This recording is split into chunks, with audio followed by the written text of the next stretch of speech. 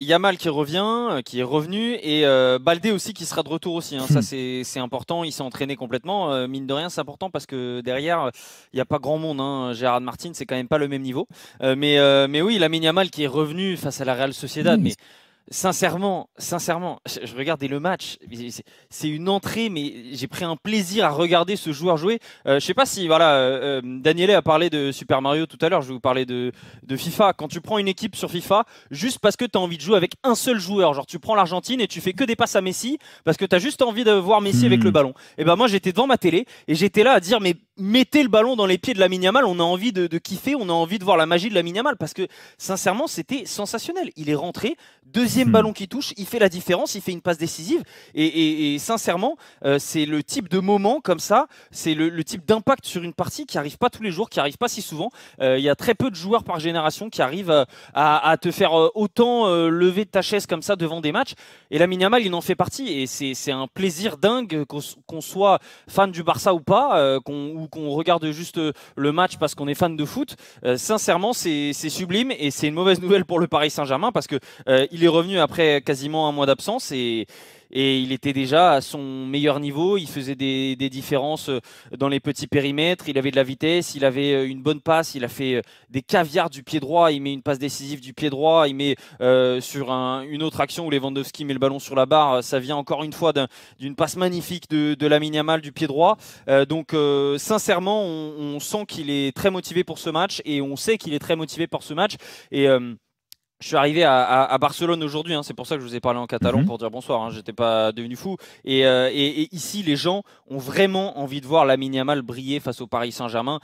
Déjà parce que en dehors de l'Espagne, en fait, finalement, ces dernières années, le Paris Saint-Germain est devenu le premier rival du FC Barcelone en dehors de l'Espagne parce qu'il y a eu l'épisode Neymar, il y a eu toutes ces fois où le Barça était intéressé par des joueurs du Paris Saint-Germain et le Paris Saint-Germain a rien voulu savoir. Il y a eu évidemment la remontada, il y a eu l'élimination ensuite, il n'y a pas si longtemps que ça, il y a 2 saisons avec Kylian Mbappé, il y en avait eu une autre avant ça aussi, avec la fameuse image de Piqué qui tire le maillot de Kylian Mbappé. Il y a eu un nombre d'épisodes énormes et puis le dernier épisode, c'est ce Ballon d'Or où il y a beaucoup de Barcelonais qui auraient rêvé évidemment de voir Lamine Yamal remporter le Ballon d'Or ou peut-être Rafinha. Ils ont l'impression que c'est une injustice. Ils ont l'impression qu'ils étaient la meilleure équipe de la saison l'année passée et donc qu'ils ont cette fois-ci l'opportunité de se venger presque pour tous ces épisodes-là. Et on sent vraiment une motivation, que ce soit chez les supporters, la presse locale, tout le monde a envie de faire tomber le Paris Saint-Germain. Alors évidemment, c'est un match de ligue. Malheureusement, j'ai envie de dire, on aurait adoré voir ce match-là et peut-être qu'on aura la chance de le voir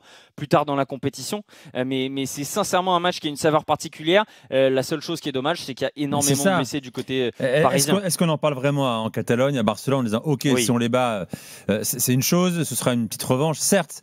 Mais en face, il manque le Ballon d'Or, il manque Désiré Doué, un Barcola qui vient de reprendre ce week-end avec le Paris Saint-Germain, comme l'a dit Julien tout à l'heure, un Gvara qui n'est même pas sûr de jouer ou sur une jambe peut-être.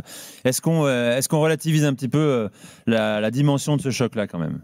Bon, chez les supporters, on Ah. relativise rarement, hein, mais, mais dans la presse évidemment catalane, on relativise et on sait que une victoire mercredi, ça voudra pas non plus dire que le Barça était la meilleure équipe du monde à l'instant T.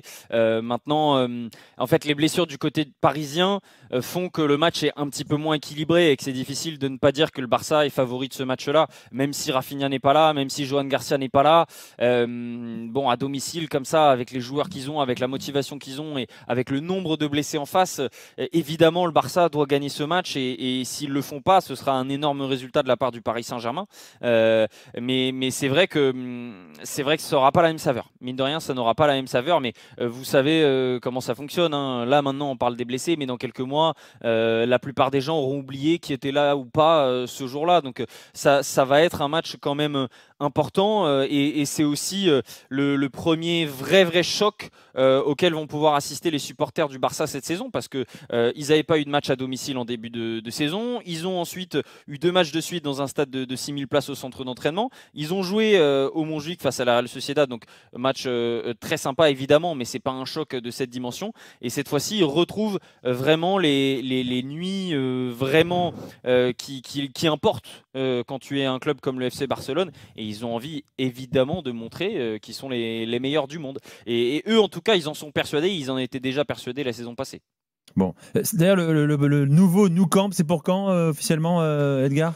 Alors là, je suis passé, je peux vous dire que ça ressemble pas vraiment à un stade, ça ressemble plutôt à des travaux. Alors quand tu vois les images de l'intérieur, c'est vraiment beaucoup plus avancé, mais de l'extérieur, c'est quand même un vrai chantier. Ils attendent encore des autorisations, déjà pour pouvoir jouer en Liga, ensuite pour pouvoir jouer en Ligue des Champions. C'est pas le chantier principal du Barça, le chantier principal c'est plutôt la défense et de régler parfois l'alignement.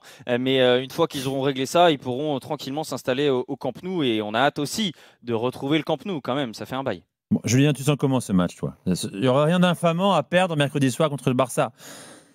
Non, je sais, surtout pour une deuxième journée de phase de poule, enfin de phase de ligue. Après, je suis d'accord avec Luis Enrique, enfin avec tout le monde d'ailleurs, c'est pas que Luis Enrique, mais c'est dommage qu'un match pareil, tu sois privé de tes meilleurs éléments, que ce ne soient pas les deux meilleures équipes possibles des deux clubs qui puissent s'affronter. Après, moi, je vais regarder juste pour voir Lamine Yamal contre Nuno Mendes, le duel entre les deux. Pour moi, c'est ce qui me fait kiffer plus même que Pedri contre Vitinha ou Pedri contre Joao Neves au milieu de terrain.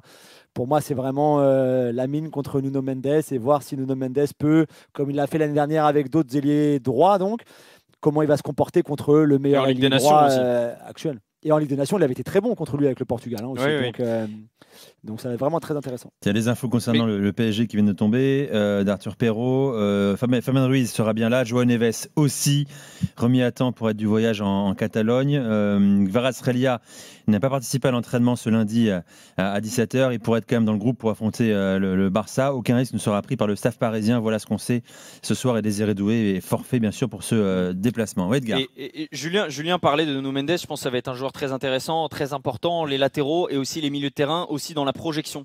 Parce que on a vu déjà la saison passée, et ça se confirme encore cette saison, pour essayer de piéger aussi ce piège du hors-jeu du Barça, et parfois tu es un petit peu bloqué avec tes attaquants. Et donc il faut permettre à la ligne barcelonaise de s'avancer et ensuite pouvoir prendre l'intervalle avec des joueurs qui vont couper souvent à l'intérieur. C'est souvent été le point faible de cette équipe du Barça, c'est qu'ils sont surpris parce qu'ils s'alignent par rapport aux attaquants. Et si tu arrives à partir avec un joueur qu'ils n'étaient pas en train de marquer par rapport à la ligne, et c'est là où tu as des espaces énormes qui s'ouvrent et qui s'ouvrent plusieurs fois par match. Et donc les joueurs, les milieux de terrain, les latéraux vont être extrêmement importants pour ça. Et je pense que, et j'en suis sûr même que Luis Enrique, il a dû sortir aussi une nouvelle fois le but de la Real Sociedad de ce week-end où tu vois qu'il y a quand même des énormes défauts sur cette ligne défensive parce que t'as un joueur de la Real Sociedad qui déborde et en fait t'as Gerard Martin qui voit Odriozola qui est seul et qui revient d'un mètre en arrière pour le mettre hors jeu. Sauf qu'en fait si tu casses la ligne en portant le ballon avec balle au pied, et d'un coup il est plus hors jeu parce que tu peux mettre un ballon en retrait et c'est comme ça qu'il y a un but, j'ai envie de dire presque trop facile pour eux. Et donc il y a vraiment quelque chose à faire avec cette ligne là, et malgré les absents du côté du PSG, je suis persuadé qu'avec les qualités quand même qu'ils vont avoir sur la pelouse, ils vont avoir un paquet d'occasions. Il va falloir être des tueurs. Ou 3-3, on le sait déjà. Ouais, il y aura des buts. Ça va être un match comme ça, il va y avoir beaucoup de buts. Ouais. Sans Rafinha, je le rappelle, sans le gardien numéro 1, Joan Garcia. Ter Stegen est toujours blessé également. Troisième gardien, c'est qui d'ailleurs? Chesney, c'est ça. Ce sera Chesney dans les cas.